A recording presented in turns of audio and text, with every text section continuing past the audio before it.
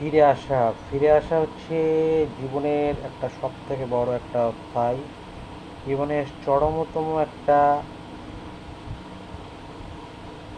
গভীর, চরমতম একটা চ্যালেঞ্জিং, চরমতম একটা অবিস্মরণীয়, চরমতম একটা ফ্যাসিনেটিং জার্নি।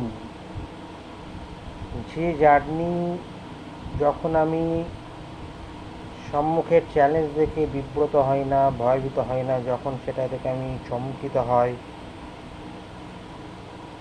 কিন্তু আমি আরও বেশি চমকিত হই যে যখন এই সমস্ত চ্যালেঞ্জ লোকে যার সঙ্গে খাপ খায় নেয়,